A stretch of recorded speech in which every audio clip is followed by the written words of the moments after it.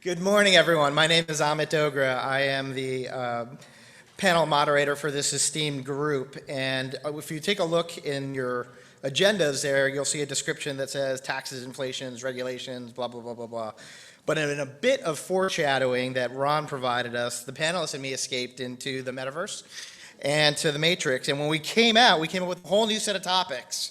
So I hope you're intrigued, finding it interesting, and we're all entertaining in the least bit. But like I said, my name is Amit Dogra, and my bio's in there, but it's not about me. It's about this fantastic group of people that we get to meet with. So I'm going to go ahead and start with asking them to do a brief introduction, and then we'll jump right into questions. So we'll just work right on down the road. Libet?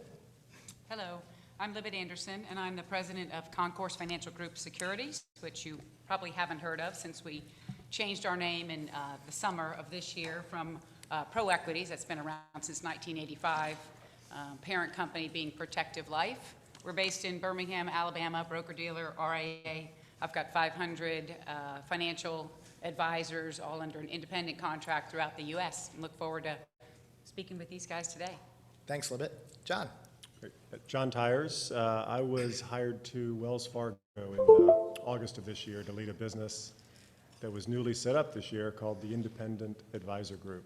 And so that for Wells represents kind of a heavy strategic push into the independent space. It has three businesses that currently sit underneath that, which is our long-standing FINET independent broker-dealer business. It's our long-standing clearing business called First Clearing. And we, about a year and a half ago or so, started an RIA custody business, and that sits in there as well. Great. Thanks, John. Kip? Hi, I'm Kip Caffey. I'm CEO of Resurgent Financial Advisors. We are a very small firm whose strategy is to grow by acquisition. I think we will be up to a good 14 financial advisors when we close our latest acquisition on the 30th of this month, but with a robust pipeline. So we've got a little bit different strategy in how we grow, and so I'm very active out there in the M&A space. Thanks, Kip. Doug? I'm Doug Kentfield, President and Head of Wealth Management at Steward Partners Global Advisory. Steward Partners, we have two business models, our 1099 model as well as our W-2 model. And between the two models, we have 188 financial advisors.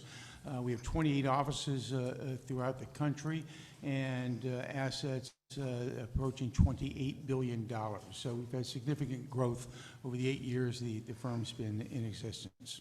Thanks, Doug. So as you can see, we've got a great cross-section of leaders leading into advisors and a different look at them. So we're going to dive into a bunch of different topics, and we're going to start off with one that I think is really interesting because we're in this mode right now of growth, and growth looks at two halves, and we're going to cover both halves. One is acquisition, the other is the organic side. But in prepping for the panel, there was definitely some passion around talking about this because there's not a lot of talk around organic growth. So as we think about organic growth at the advisor level, at the business level, it is something that's not talked about as much as when we think about acquisition, but it's very much near and dear to every advisor's mind. So with that kind of in mind, as we think about organic growth, and I'll work in reverse order now, Doug, I'd love for you to get your thoughts on how you think about finding that next client, and what sort of strategies are you guys leveraging that are helping advisors grow organically? Great, Amit. I think growth has to start with a culture. And I think that's one thing that we've tried to define at Steward Partners is a culture of growth, and that's collaboration among our advisors to accomplish that growth. First thing we did, we established a growth award at the firm. Last year, which was a tumultuous year, we had about 14 advisors and teams qualify for the growth award. This year, we'll have between 35 and 42 advisors and teams qualify for the growth award. So we send out updates every month and just kind of keep advisors very focused on what their goal is for the growth award. Second thing we have is a roundtable every month. And Rob Baker is here today as our head of our advisor council. And Rob chairs this group. It meets third Wednesday of every month. And we have about five financial advisors. And what they do is they focus on ideas that work for them in their respective businesses in terms of driving organic growth.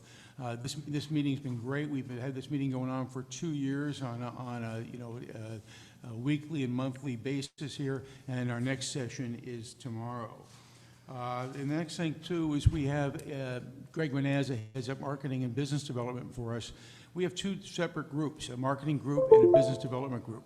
And we have 9 advisors on each group, and they meet monthly, and they just talk about business ideas, business development ideas, marketing ideas, things that we can do to really help the advisors enhance their offering and their services to clients, ideas that really work, for them in terms of the driving their business forward here.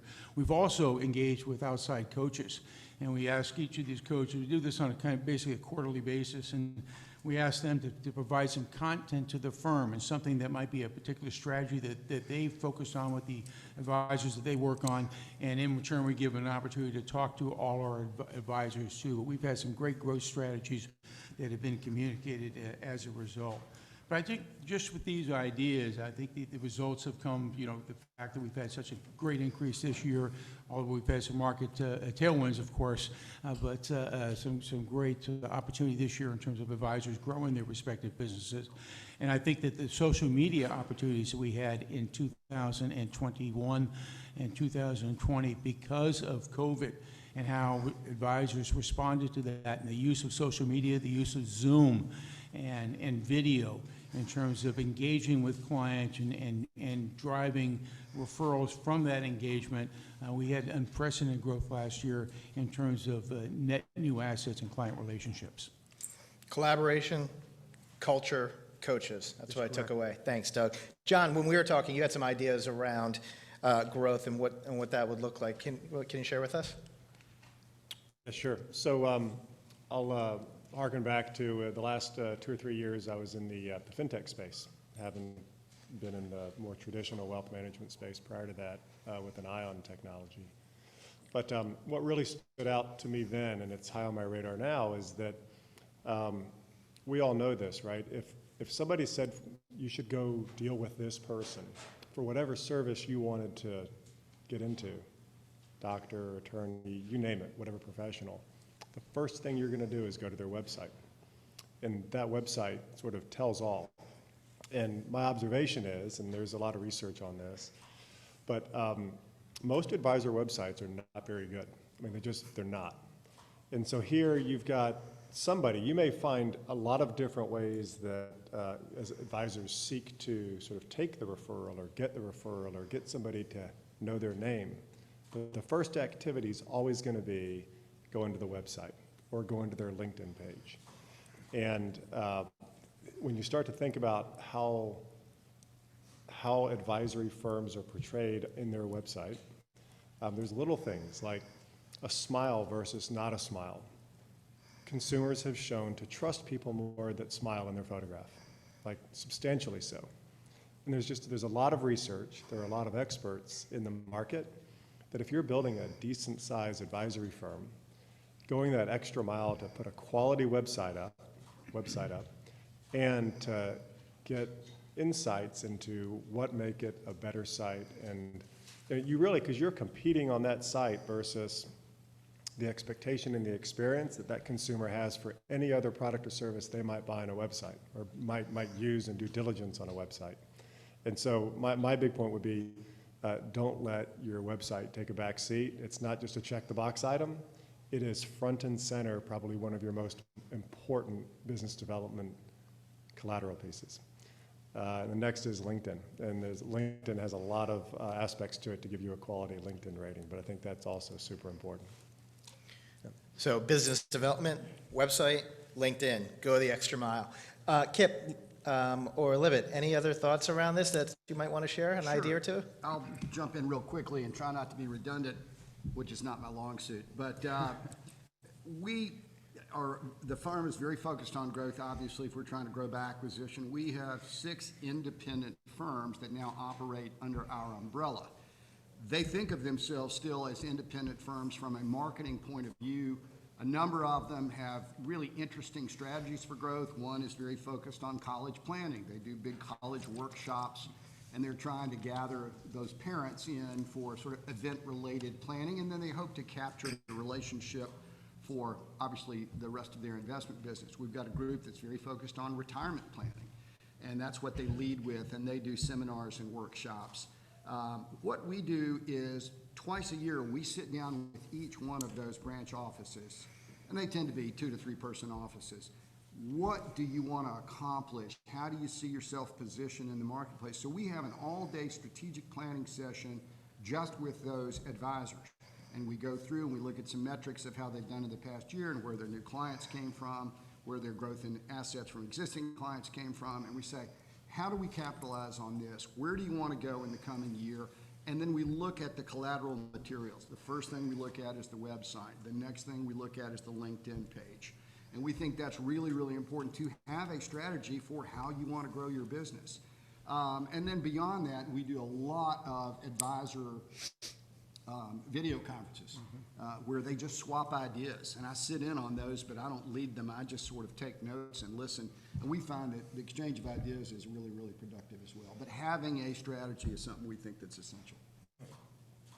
I agree. I think at the firm level, the first thing that we did, I've been at this firm for 5.5 years and stepped in as president 1.5 years ago.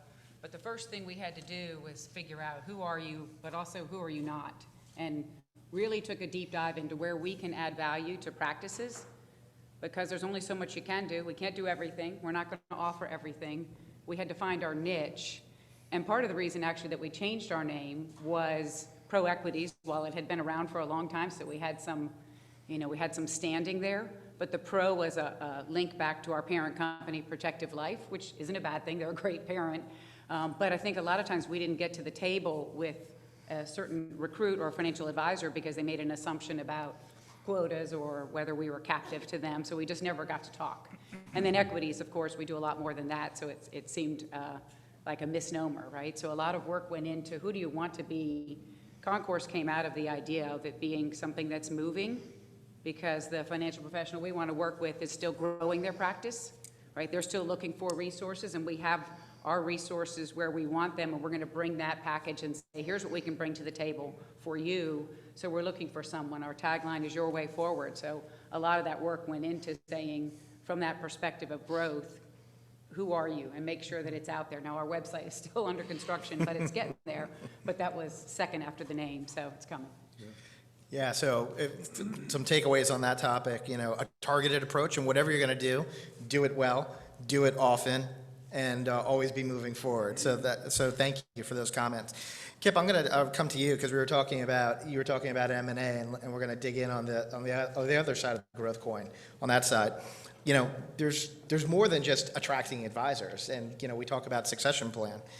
But who is that succession plan? And finding some of those resources can be a challenge for some. So can you give us some of your thoughts around M&A, hiring, succession plans, and maybe even compensation? What are you looking at? Absolutely. Again, because we're looking for small independent RIAs to acquire, they're looking for several things from us. They're looking for monetization of their business.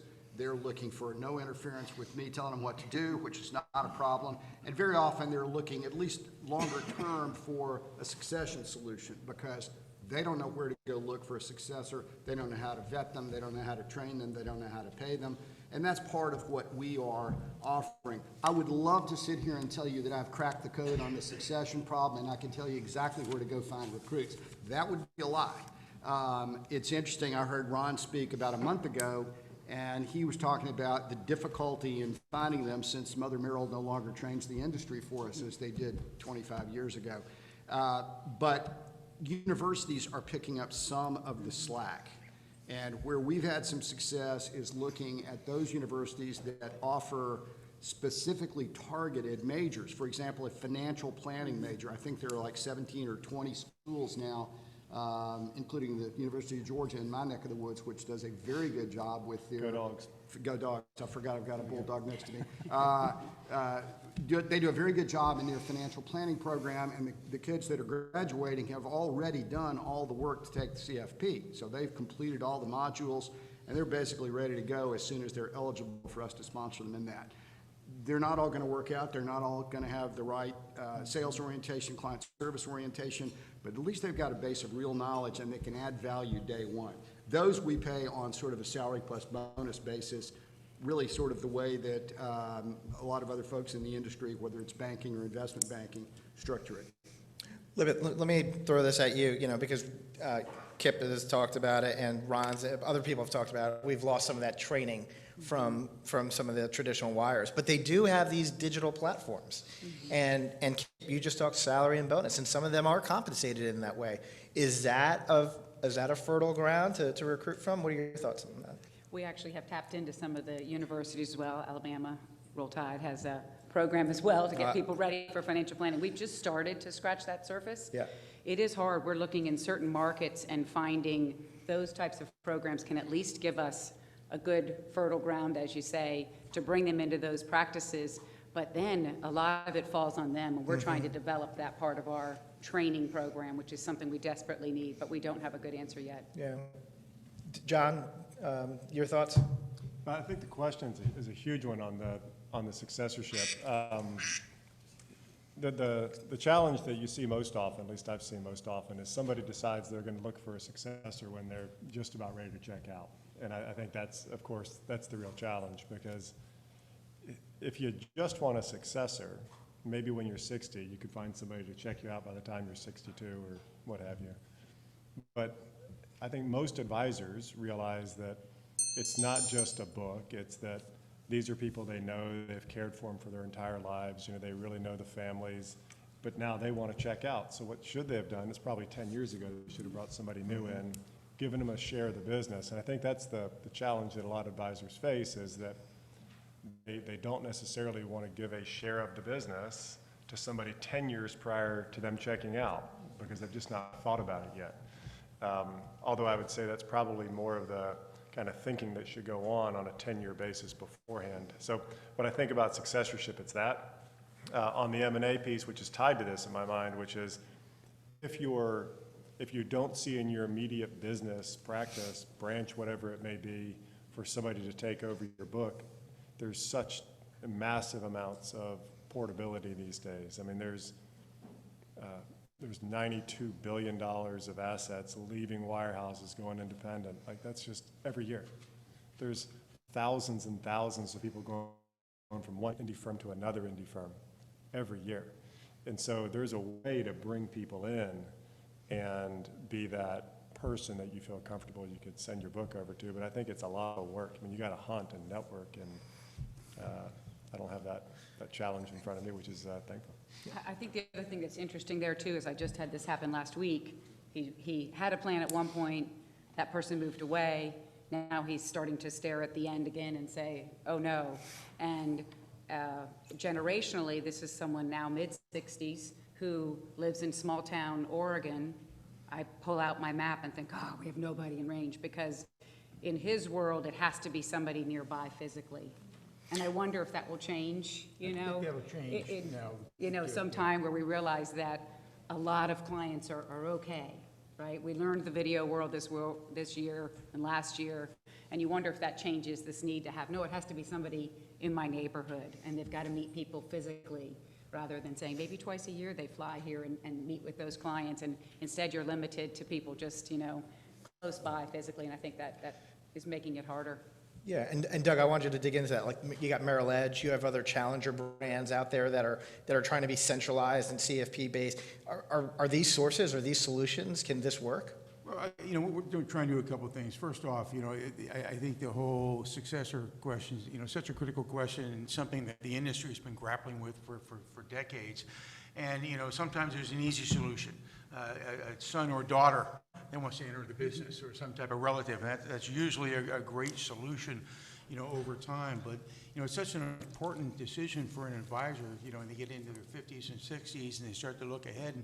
And, the great thing about this business, you can be in your 70s and 80s and continue to thrive. And, I think, John, you said it, because advisors, your clients become your friends become your advisors. It's a way of life. So I think it's difficult to exit the business at a certain stage, but finding that right successor is so important. And it doesn't necessarily happen the first time out of the gate, too. You might identify a successor, and it doesn't work. It's not the right opportunity. So you got to look early enough in the advisor's, let's say, career that to start to look out and when is that right time and start to evaluate different candidates. I just had a conversation with someone a couple weeks ago about looking at a wholesaler that they thought would be a great candidate to be in the business, which I thought was kind of an interesting approach to it. One thing that we're doing is, we have a very active diversity, equity, and inclusion group at the firm here. And some of the groups are reaching out to, I think, John, you mentioned the CFP group, which we're reaching out to these organizations. There's an Association of African American Advisors. There's a Financial Women's Association, FWA, too. Reaching out to these organizations that they're in touch with younger people that women or racial minorities that would really be a great opportunity for them and for the firm to bring them into the firm and look at some of these succession opportunities going forward too. So we really kind of focused on that this year as well. I had a conversation the other day with a firm in two other places that they were looking. What I found interesting, one was junior military officers, well-trained, easy, the right thinking. Financial planning is a process. They're used to that process. Sometimes Regimented. a little too rigid, but Very true. And then former athletes. Again, they understand the process and what it takes and the dedication, because those are things to add to that. But you mentioned success, and I'm going to use this as a dovetail question to move into another topic. But Doug, back to you.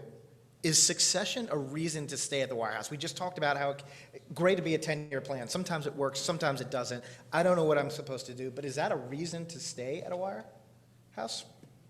Succession, yes, back to you. it's a reason to stay at a wire. No, I don't think it is. I think that the wires have the same issues at a wirehouse than we do. I mean, everybody does. I mean, I was a wirehouse 30 years of my career, and this is always a topic of discussion. They've backed away from their training programs. We talked about Merrill. And I think they could continue to back away. So I think the opportunity, it is how proactive are you, and how do you work with your management team? We have our divisional presidents that work with our advisors in terms of trying to identify specific opportunities. And sometimes it's the other way too. An advisor that wants to retire and bring his book to a younger advisor here at the firm. And we probably last year had 4 or 5 of those different instances too. So I think you have to look at those opportunities. It has to be forefront of mind. Where it has to be where our divisional president works with our advisors and to kind of really focus on this as a strategy and kind of gets to that business planning that you have every year too. I think Kip, you mentioned the business planning aspect of it. And I think that's key is where's your business going long term and what does your team look like long term and what kind of infrastructure will you need to support the growth that you want in this business long term. Yeah. Forefront of mind. Kip, when you start hearing about that and thinking of succession in your firm, how do you guys talk about that and what you do?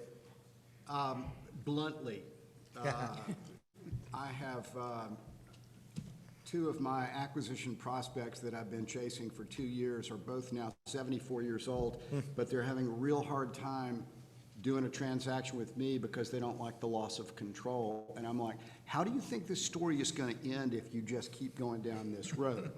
So I'm pretty direct about it, but I think it's really important. You've got to have a pipeline of people that can walk and chew gum at the same time, and golly, if they have some financial planning knowledge, then they can add some value there. But at the end of the day, they're going to have to be simpatico with the advisor and with the advisor's client base. And I don't have a good analogy for that, but you've got to find the right personality and value and cultural fit. And they can be complementary, but the fundamentals have got to be there, and that's the real challenge. Finding a smart kid coming out of financial planning major at a good school is that I can do, but matching them up it's just an ongoing process. And I know I'm going to have 2 or 3 people, in my stable every year and see who they work well with in the various offices. So try to keep it as a centralized resource and then play matchmaker. Right, because it's a process. It's Right. not necessarily going to work the first time Exactly. around. You got to find the right chemistry, the right individual, right circumstances. Yeah. Let's stay with that stable. You're going to hear, we have 4 very different points of view, or not points of view, but different types of businesses. Similarities, but different. And so we want to compare and contrast. So in your stable, using your words there, Kip, what else is it? There was a use case, there was an idea that launched your firm. And what was that? What were you out there trying to solve and help advisors with? I think that there is a phenomenal need for advisors in small independent firms to find some leverage of their time.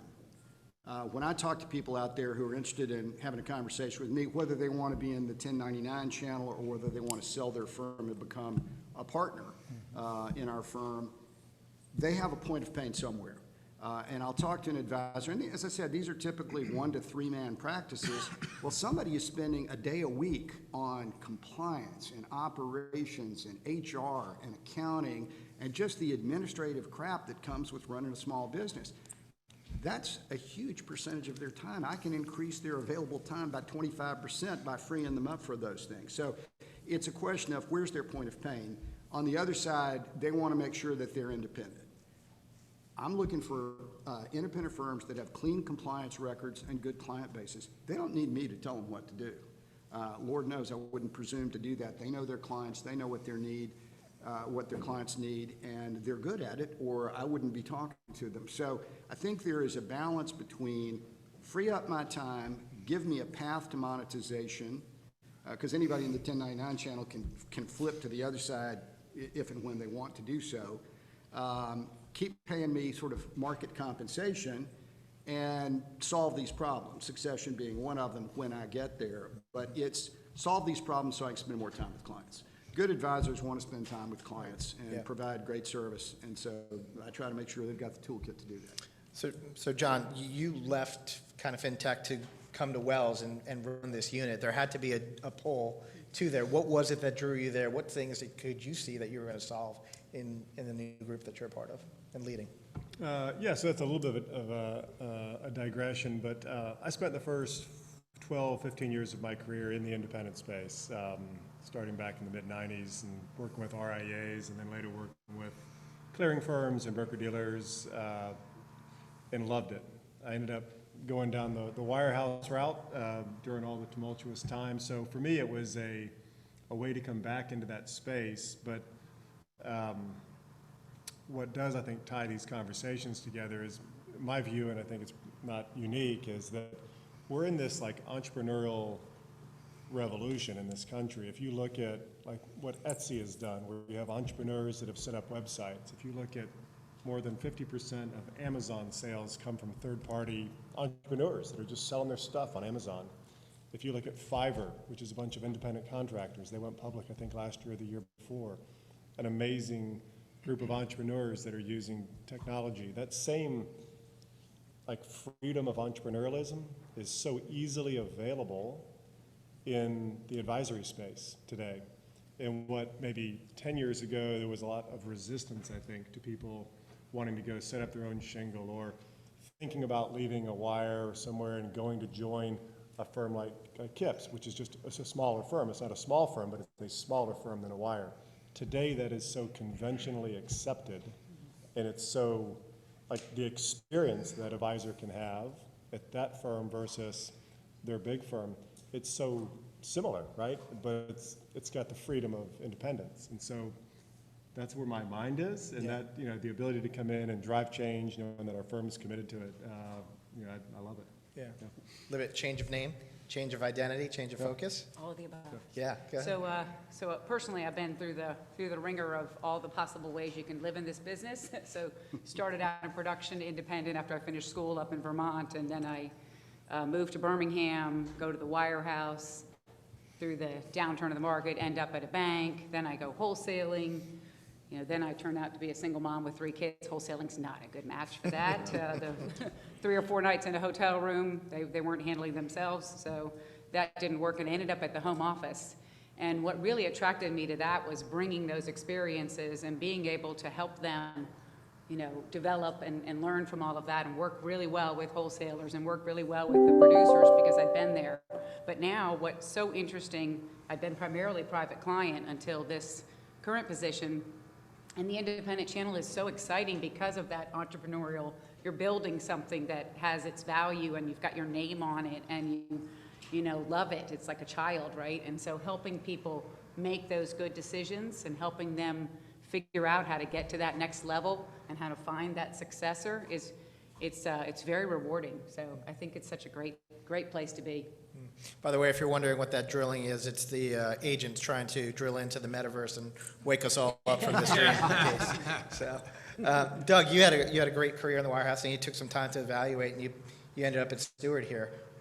Yeah, you know, it's interesting. I think I look at the interest level we have among advisors from the wirehouses right now at Steward Partners, and I'd say it's unprecedented. And, you know, you look at it, and here we are at the, you know, market highs, and you know, business has been good for the last several years, and you say, you know, why is there this level of let's say, dissatisfaction, frustration, or pain in some cases at the wirehouses? And, you know, I think it kind of gets to the orientation of the firm, the culture of the firms, and it's more focused on the institution, more focused on shareholder returns than it is focused on the advisor and focused on the client. And I think that advisors, you know, they want to own their book. They want to own their clients, and that's not the way it is at the wirehouses. You know, except for Raymond James is the only firm that, you know, you own your book, and the other firms is quite the opposite of that. And I think that advisors want to, you know, they built the relationships with clients. Their relationships with clients, they want to continue those relationships. They feel that they own those relationships with clients, and we do too at Steward Partners, and that's a basic tenet of our culture. And I think that just that desire to own your business, that flexibility to get away from the wirehouses, that to be part of a smaller institution, more collaboration, more, let's say, friendliness among, you know, everybody, where it's not quite the pressure points that you have at the wirehouses. And one thing I noted, you know, again, in 30 years in a wirehouse, and I think we all had that belief back early on that, you know, a wirehouse is the only place that can support your business in terms of the infrastructure, products, services, what have you. And when I left and started to explore the independent world, I found that that's just simply not the case anymore. And that the truth is actually the opposite. The truth is that the smaller independent firms and the let's say the products and services that we build out, we can be more nimble. We can have a better product flow, take advantage of what's offered by third-party vendors out there, much easier, much quicker, much more responsive than what the wirehouses can do. So we can build a terrific tech stack. We can build a terrific staple of products and services working with our custodians, whether in our case it's Raymond James, you know, we're going to be the first anchor tenant at Goldman Sachs. We'll have other custodians as well, but just working across the spectrum there to make sure that we're providing the necessary products and services for our advisors to do the best job for their clients. And the other thing is just to kind of, you know, put everybody on the same side of the table. Is our advisors, every advisor at the firm, every employee at the firm is a partner and is an equity owner at the firm. So every advisor owns their business, but they also own a bigger stake a stake in a bigger business, and that business being Steward Partners too. And I think the fact that you're the equity owner now, they own their business, they own a part of the Steward Partners and participate in that Steward Partners growth over time too. I think it's a compelling proposition, and I think that's one thing that really kind of interests advisors over time. But things have definitely changed over time. You know, Doug, you just talked about like the differences and like the misperceptions that people have. John, what is like one of the biggest misperceptions you hear when you talk to an advisor about your firm or the independent space in general? Yeah, mine actually cuts both ways, I'll be honest with you. I spent my first 12 or 15 years, as I said, not in the wires. I was grown to believe that the wires were all evil and terrible people, and they all mistreated their clients. And then I went to, you know, be at a well-known wirehouse, and I actually found some really good advisors there. So, you know, I think that you've got to keep it all in context. There's great advisors there. There's some advisors at wirehouses that should always stay at wirehouses. It just fits them. There's a different kind of personality for a different kind of service offering. In the same way, there's a self-directed offering for an investor, and there's an advised offering for an investor. So different personalities, different options, both as an investor, both as an advisor. I think the challenge I think people have that consider going independent that are in employee-based models today is that they just, it takes time and due diligence to figure out like what the model is you want to go to. You know, do you want to join a firm where you're going to be a 1099 and get a payout, right? Instead of being the actual business owner, you join a business if you're in that kind of a model. Or do you want to go be an RIA? Do you need to be a hybrid? There's a lot of, I guess I would call it complexity. When you bake in it for 20 or 30 years of a career, it doesn't feel that complex. But what I've noticed is advisors that are starting from an employee-based model and exploring independence, like you forget sometimes, if you lived in independence most of your career, is like how you build the building blocks of understanding the space from the ground up. So it's clear, like what fits you, what's the right decision, what are you looking for? The one thing I'll say that I think is this notion of enterprise value, which is getting a lot more play today, just the words enterprise value, I think is something that advisors really ought to spend time thinking about, because that's the magic of independence, and it's the magic of succession when you start to think about what you can build in terms of enterprise value, whether it be your own firm or what your firm does to a firm you might join in terms of enterprise value, right? If you got to share the bigger pie. So. Big multiples, big EBITDA. Libet, misperceptions that you hear from advisors? Yeah, your point was exactly what I was thinking, is that it is more, you wish people spent more time thinking about their own skill sets, their personality, as you put it. We support several different models, and I wish they thought we were objective when I'm talking to them and I'm saying, okay, here's why an RIA is not the best answer for you. And here are the points, but they just think that, no, I've read the Schwab articles, I should have an RIA because I have 100 million in assets and I'm doing it. I'm like, oh, I already have a name. I'm like, okay. But, it is more about if they thought about the business model, not, where we sit when we're giving them advice, and really, we can be objective, they just don't think we can, and that's unfortunate, because I think that there are so many different ways to be successful in this world of helping all these investors that, find the model that works well for you. If you don't like running the business, come talk to Kip, right? He'll take the pain points off. I can't do that part. We can't run your operation or do your HR or payroll or anything. So, there's so many different ways to do it, and yet if they are really aware of what their model is and bring that to the table, transparently, then you really can help them and guide them in the right way. Kip, I'll throw it to you a little different. How would you answer this question? I wish the advisors knew. What I try to tell them. I spend, when I'm recruiting somebody, when I'm talking to somebody that's in my prospective acquisition pipeline, my first job is to be a teacher. I'm educating. I've written 4 or 5 white papers that I give them just because they need to understand how value is created in an independent firm. They don't know. They don't know how people get paid. I was at a conference 3 years ago, and prominent M&A banker stood up and said, okay, y'all are all independent firms. How many of you have heard 3 times revenues? And every hand in the room went up. Well, it ain't 3 times revenues. That's not how valuations are done, but they don't understand how enterprise value is created. So I got to explain that part to them. And then the other time, I'm a psychiatrist trying to sort of help them to get to a decision. And if there's no urgency, a lot of times it just dies because they don't want to make the effort until they do, and then they're in a hurry. So, What's your hourly rate, by the way? I might need to talk to you later. if I could figure that out. All right, so let's you were talking about misperceptions a little bit. Let's pivot a little bit and talk a little fact or fiction as well. We'll cover a bunch of different topics around fact or fiction, and everyone can kind of weigh in. But, I know that we all hear different kinds of questions, and there's a lot more we can cover, so let's try let's try this one. So, fact or fiction. You can't get the same resources. And Doug, you kind of touched on this a little bit, but I'm going to be specific. You can't get the same resources around advice and planning in the independent space. You can start. Fact or fiction? Can you start? Yeah. I disagree with that totally. Okay. And I really think that things have changed over time. Again, I think you look at third-party vendors, the tech vendors out there, and how that has changed over time. What's available? How quickly you can integrate. And remember, wirehouses, it takes years for things to change because the tech stack is so complicated. One thing touches every other aspect of the firm.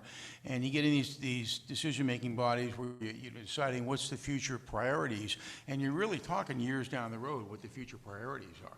And, it's not the case with an independent firm. I mean, you're talking about, okay, what's the industry space look like now? What's leading? What's more in state of the art in the industry? And, there's lots of different ways to explore these opportunities, lots of ways to educate yourself on this thing, and that's what we've done over the course of the last years. We've built our tech stack out as we prepare to be multi-custodial now, and it's just fascinating what's available out there, and the state of the art, let's say the technology that's available today than what was available before. That there's a lot. I just disagree that the wires have a hold on that or an advantage on that. I really kind of think it's shifted to the side of the independents at this point. All right, I'm going to twist the question a little bit and then ask it another panelist. Yeah, but a lot of the great thinking, a lot of great ideas do germinate and originate in the wirehouses. Sure. So, I mean, isn't that the place where you get the best ideas from, John? So there's I think there's a big benefit to scale, right? On the technology side, I think the scale benefit of big firms has been drastically eliminated, basically, because of the whole fintech and all the money coming into fintech and the great providers. So yeah, you can access super software that can help you on advice and planning. There is this part, though, that scale brings you technical knowledge. So unless you, as a practitioner, have deep technical knowledge around technical aspects of planning, if you got deep into planning, not just, and not everybody needs to go deep into planning, that's not what I'm saying, but when you're going to go deep into planning, that if that's not your skill set and you're competing against or have a client that wants deep planning advice, you've got to have a way to get that. And so my sales pitch is that we take all this that we offer to the employee model and we deliver it to the independent space, because I truly believe that the answer to the question is some of this isn't there and scale's not there for super planning, technical support at the local level. You got somebody that comes in, your average client's $2.5 to $5 million. Somebody comes in with a $30 million opportunity because they sold a business, and you don't have the technical knowledge to think about the estate planning that goes on there. You can go to an attorney, and I'm not suggesting you can't find this, but it's harder, right? It's harder to find the technical knowledge unless you really assemble it ahead of time. And so we see that as an opportunity to deliver that to the independent space, but I think it's an important component of delivering a full, sophisticated range of advice to both affluent as well as high net worth. So Kip, right to you. Small firms can't compete with the scale of large, big firms. I disagree completely. I fully appreciate John's point about you got a deep bench, and if you need it, you can go find it. But I think if you need it, you can go find it as an independent. We don't have any trouble. The fintech piece is easy. The investment piece, we have access to, InvestNet. We have stuff on Orion. I mean, the platforms that are out there providing those things are pretty darn hard to beat. So I think we can find all the things that we need to provide for our clients. Now, I will say this, our client group out there is not the $25 million and up account level. We're dealing a lot with millionaire next door sort of average families in each of our 6 branches. It's interesting, they all sort of have that, somewhere between $1 million and $6 or $7 million probably is their target and their sweet spot. It's all about customer service there, less so than we've got the latest, reverse whammy shammy that you're going to love. It's not product of the day or the latest cool idea. It's basic financial planning, risk assessment, managing and monitoring in conjunction with goals that I hope you set up when you did the financial plan. So it's simplistic as compared to, the average Goldman Sachs client, for example. So while a smaller firm may not necessarily have that deep estate planning expertise sitting on the bench waiting for my once every 6 months request, right? Because that doesn't make sense. We still, I think in the independent space, you have access to it. The difference is they're paying for it maybe at some level for that access as they need it for that particular case, but that's when it makes sense, right? So you don't necessarily have to have it all built out and sitting there ready, you know, they will come, but have enough so that you can support them and then deal with that bigger case as you need to. But you do have to have that resource. You have to know where to go. The reality is, you know, the independent advisors for the last 20 some odd years have had clients vote with their dollars to come to their space. And so they're finding a way to deliver, right, you know, what they need to deliver to satisfy the client. Yeah. And they're doing it well. Doug, I wanted to give you a chance. And just the last thing is, you know, we have custodians. You know, Raymond James is a great stable of products and services. We take advantage of that. Same thing with Goldman. Same thing will be with the other custodians that we have too. So really take advantage of the best of both worlds by being able to access with our custodians their stable of products and services, their infrastructure from that side. Specialty cases that might come up, like John, you mentioned, where you need the resources of a wealth planning group, that type of thing. Those can be available to you through your custodians. So, and then, you know, to have the advantage of being independent and then capitalizing on that, I think it's a great way to go. I'm going to paraphrase something you said, John, and then Libet ask you the question. Lots of choices as an independent, right? But at the same time, is it an overwhelming amount of choices? Like, how do you boil the ocean? Is it too hard? Is independence too hard? It's not too hard, but it is about what you read and who you're talking to, and you can go down a path I've had it happen multiple times where someone gets information and they're not, you know, really being objective with them, so they've gone down the wrong path. The problem is then they don't come back and say, hey, I was wrong, you know, I shouldn't have had an REA, I'm kind of small, and they go somewhere else, right? Yeah. So that always gets to be tricky because the amount of information that's out there and what is the objectivity of that information is the hard part for them to make a really good decision. Yeah. John? Yeah, I would just say it's not hard. It just requires curiosity and time to understand the decision that you're going to make. In the same way, you know, like when the crypto conversation was going on, a year ago I didn't really know anything about crypto. I found an interest in it, and so I have a curiosity. I read all this different stuff. I know enough to talk about it and understand what the gentleman said earlier. But you just dig in and you learn, and there's so much to learn. And you go talk to the custodians and you talk to their people. And I remember early in my career, I was the person you'd call if you wanted to leave, you know, Merrill Lynch in Atlanta and go set up at Schwab. And you have conversations for 6 months, and you're answering the basic questions of what the person wants to do, and you're teaching them about the SEC and how to register and what an ADV is, and it's curiosity, and I think it takes a good period of time. You don't want to make that decision unless you understand what actually you're deciding to do, but it isn't hard. It's just, you got to be thorough. Kip, did you want to add to that? I thought he said it well. Okay. You know, you don't, but, you know, resources, maybe it is there, maybe you need it, you pull when you don't. But can you grow more as an independent? Is that a true statement, fact or fiction, Kip?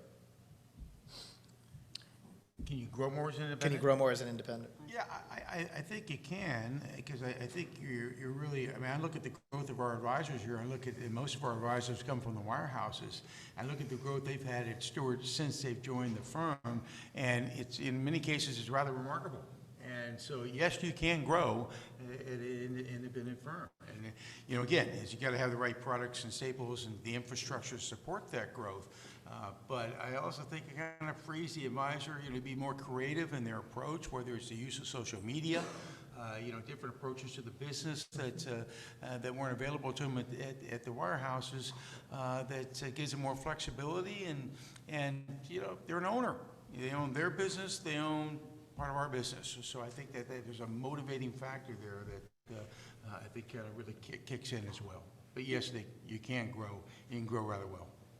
Yeah, there can't be anything more motivating than building your own business. Usually, you know, your name is on the door or somewhere involved, or you know it's yours. That is definitely a motivating factor versus even though the wires and other places are trying to solve for that and come up with ways to monetize and keep you there through that succession, it still isn't yours, right? So I think it's absolutely, can you grow very well. John, I think. Yeah, I totally agree. Being an owner changes the mindset, and there is more flexibility with independence to do certain things, you know, marketing and how you pitch yourself. Absolutely true. A little twist on the question. Sure. Since we clearly are taking twists and turns.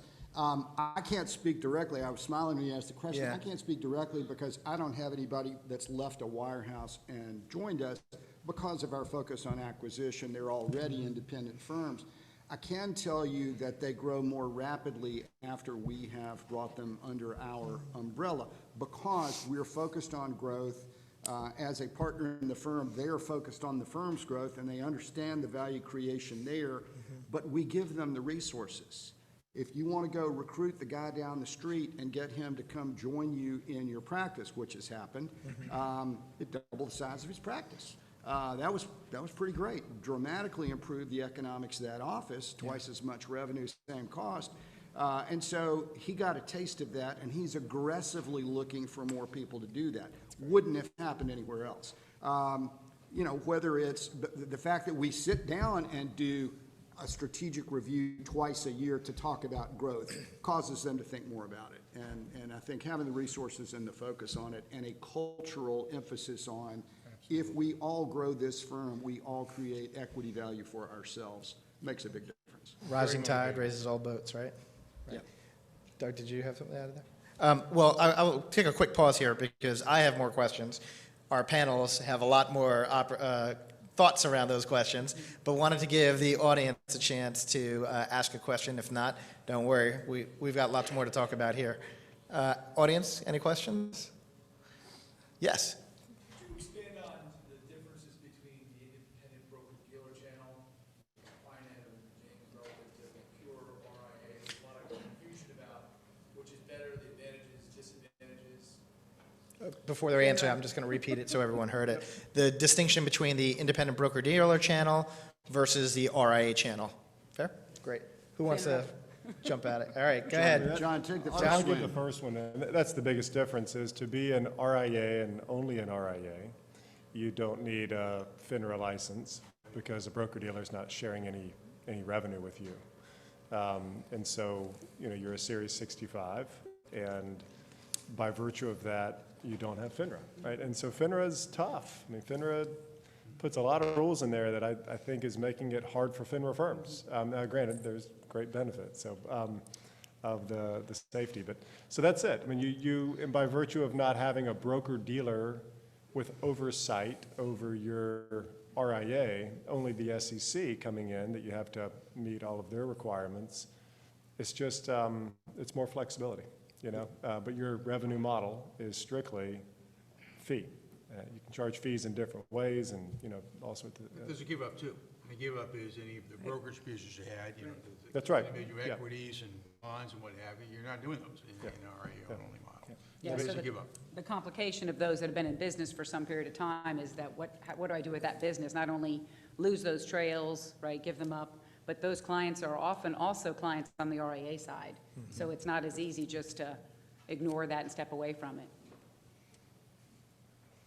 Yeah, I think the biggest challenge of transition for people who've been in the business a long time is if they've got a whole lot of trail income. And increasingly, the custodians are recognizing that's an issue, and there are some workarounds, you know, with some of the funds, and you can switch classes and move to an institutional class, and so it's fee-based, not trail-based. But they still haven't solved all of that problem. So that is a problem if somebody's got a whole bunch of that. But you can buy stocks and bonds, you can run model portfolios, you can do whatever, you just don't get any commission income from it, but you can still run the portfolio and you're getting your fee on it. So net, I think it's the sort of the same outcome. And I think I like the simplicity of the fiduciary standard. It's very hard to memorize all the FINRA rules that would reach the ceiling if we stacked them up. And the FINRA people don't understand all the rules because, again, it's just too much. It's much simpler just dealing with the SEC and having a fiduciary standard. So the agents may not be coming for us, but Tony is. So I'm going to have to wrap that up. I want to thank our panelists for all their great answers. They're going to be around after a while, too, so if you have questions, feel free to reach them or me. But thank you very much. Thank you. Thanks, Alex. Well done.